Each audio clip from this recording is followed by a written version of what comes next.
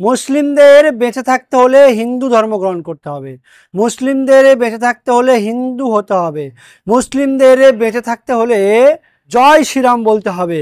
মুসলিমরা যদি হিন্দু ধর্ম গ্রহণ না করে তরোয়ালির জোরেতে তরোয়াল হাতে নিয়ে তাদেরকে হিন্দু ধর্ম গ্রহণ করানো হবে। এই রাষ্ট্রবিরোধী, মানবতা বিরোধী, সংবিধান বিরোধী কথাগুলো বলেছেন এক বাবু, তথাকথিত শিক্ষিত এলিট বাবু অর্ক মুখার্জি। তিনি কোনো অশিক্ষিত ভক্তকুল নয়, তিনি কলকাতা হাইকোর্টের আইনজীবী। তিনি এই রাষ্ট্রবিরোধী, সংবিধান বিরোধী, মানবতা বিরোধী, হিংসা ঘৃণা ভরা, বিদ্বেষ ভরা কথাগুলো বলেছেন তার সহ নাগরিক, তার দেশের নাগরিক, সহ নাগরিক মুসলিমদের বিরুদ্ধে। সেই যে তার হিংসাত্মক ঘৃণা বিদ্বেষমূলক কথাগুলি শুনুন আপনারা। এটা কি বাংলাদেশ? এটা কি পাকিস্তান? এটা ভারতবর্ষ। এটা যুগ যুগ ধরে আমাদের হিন্দুদের ভারতবর্ষ। এখানে আমরা হিন্দুরা থাকবো। যদি কারোর মনে হয়, আপনার চ্যানেলে আমি বিগত দিনে বহুবার বলেছি, আবারও বলছি, যদি কারোর মনে হচ্ছে এখানে থাকতে অসুবিধা হচ্ছে, তারা বাংলাদেশ পাকিস্তানে গিয়ে জমি কিনে সেখানে বসবাস করুন। এখানে থাকতে গেলে হিন্দুদের সাথে মিলে থাকতে হবে। এবং আমি বিগত দিনে আপনার চ্যানেলে বহুবার বলেছি যে আপনারা কিন্তু প্রকৃত ইসলামিক ধর্মী মানুষ নন। যারা প্রকৃত ইসলামিক ধর্মী মানুষ তারা হচ্ছে আরব, আমির শাহী, পুরো মিডল ইস্টে যারা আছে তারা। আপনাদেরকে শাহজাহান, ঔরঙ্গজেব, হুমায়ুন, বাবর এরা ফতোয়া জারি করে তলোয়ারের ডগায় আপনাদের ধর্ম পরিবর্তন করে আপনাদেরকে ইসলামে দীক্ষিত করেছে। আজকে সেই দিয়ে এসছে। এই হিন্দু ধর্মে এখন বর্তমানে আমাদের ভারতবর্ষের সমগ্র জায়গায় হিন্দু ধর্ম প্রতিষ্ঠিত হয়ে গেছে। যশস্বী প্রধানমন্ত্রী নরেন্দ্র মোদীজি গতকাল নাগপুরে আরএসএস ধর্মসভা থেকে এই বার্তা দিয়েছেন যে আপনারা যারা ইসলামিক ধর্মী, যারা নিজেকে ইসলাম ধর্ম মনে করেন, তারা হিন্দুদের ধর্মে দীক্ষিত হয়ে যান। যদি ভালোভাবে না হন তাহলে হুমায়ুন এবং আপনার শাহজাহান যেমন আপনাকে তলোয়ারের ডগায় আপনাকে মানে ফরমান জারি করে আপনাদেরকে ধর্ম পরিবর্তন করেছিল, আমরা আপনাদেরকে নিউক্লিয়ারের সামনে দাঁড় করে ধর্ম পরিবর্তন করব। এই ভারতবর্ষে থাকতে গেলে হিন্দু ধর্মকে অবলম্বন করে থাকতে হবে। আর যদি মনে হয় যে না থাকতে পাচ্ছি না, বাংলাদেশ পাকিস্তান খোলা আছে, চলে যান, সেখানে গিয়ে থাকুন। তার হিংসা ভরা, ঘৃণা ভরা, সংবিধান বিরোধী, রাষ্ট্রবিরোধী, মুসলিম বিদ্বেষের কথাগুলো শুনলেন। তিনি কিভাবে মুসলিমদের বেঁচে থাকতে হলে, ভারতে থাকতে হলে হিন্দু ধর্ম গ্রহণ করার কথা বলছেন।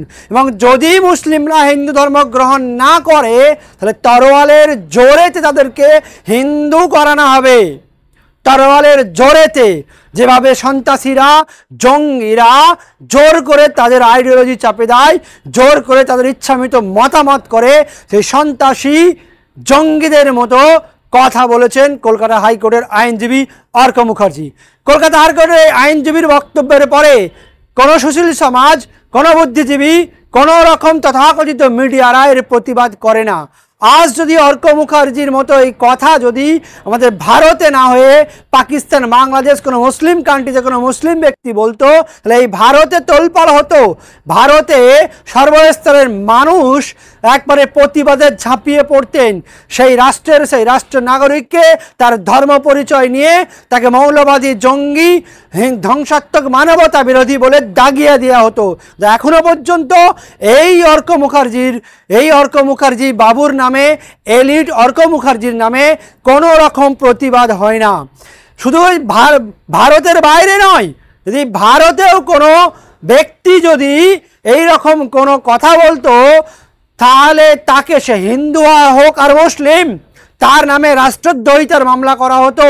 যদি হিন্দু ধর্ম নিয়ে এই রকম কথা বলতো বা হিন্দু ধর্মকে জোরপূর্বক ধর্মান্তকরণের বিষয় নিয়ে যদি কথা বলতো, তাহলে সে হিন্দু হোক আর মুসলিম, তার নামে রাষ্ট্রদ্রোহী মামলা হতো, এনে সে হতো তাকে জেলে পচার ব্যবস্থা করা হতো।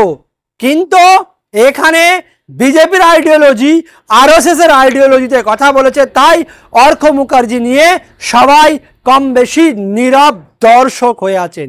অর্ক মুখার্জি আরেকটা কথা বলেছেন যে তরোয়ালের জোরেতে যে মুসলমান শাসকরা হিন্দু করেছে, হিন্দুদেরকে তরোয়ালির জোরেতে হিন্দুদেরকে মুসলিম করেছেন। এটা যে সম্পূর্ণ মিথ্যা, এটা আরএসএস এর আইডিওলজি, সেটা আন্তর্জাতিক ইতিহাসবিদরা, ভারতের নিরপেক্ষ ইতিহাসবিদরা বারবার প্রমাণ করে বলেছেন। রামপুনিয়া, যিনি আন্তর্জাতিক একজন অধ্যাপক ইতিহাসবিদ, তিনি এই বিষয় নিয়ে তার বড় বড় লেকচার ডিবেট আছে, তিনি বলছেন এটা সম্পূর্ণ মিথ্যা। এবং আর একটা বিষয় প্রচলিত আছে এবং সেটা মুখে মুখে শোনা যায় যে রোজ প্রতিদিন নাকি অরঙ্গজেব 1 লাখ হিন্দু সন্ন্যাসী ধর্মগুরুদের পুড়িয়ে মারতেন, বাবুনদের পুড়িয়ে মারতেন। আপনি ভাবুন, 50 বছর রাজত্ব করেছিল অরঙ্গজেব। অরঙ্গজেব যদি প্রতিদিন 1 লাখ করে পুড়িয়ে মারত, ভারতে কোনো ব্রাহ্মণ তার রাজত্বে কি বেঁচে থাকতো? এইরকম মিথ কথা যে মিথ্যা, আরএসএস এর আইডিওলজি, বিজেপির আইডিওলজি, হিংসা ঘৃণা তৈরির আইডিওলজি, বারবার এই আইডিওলজি বলে হিন্দু মুসলিম বিভেদ, হিন্দু মুসলমানের ঘৃণা তৈরি করা হয়। রাজনৈতিকভাবে এই আইডিওলজিগুলোকে প্রচার করা হয় রাজনৈতিক ক্ষমতা গদি হস্তান্তরের জন্য।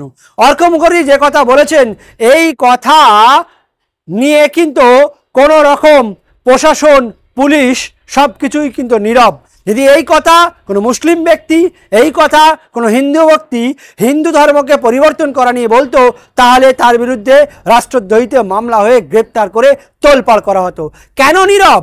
এই ঘৃণা, এই বিভেদ, এই মুসলমানদের সম্পর্কে সন্ত্রাসী জঙ্গি বক্তব্য কবে ভারতে বন্ধ হবে? কবে এই বক্তব্য দিয়ে মানুষগুলোকে আইনের আওতায় এনে এদের শাস্তি হবে? সেই ভারত কি আমরা দেখতে পাবো? নাকি সেই ভারত আস্তে আস্তে শেষ হচ্ছে, ধ্বংস হচ্ছে, হিংসা ঘৃণার ভারত আস্তে আস্তে তৈরি হচ্ছে?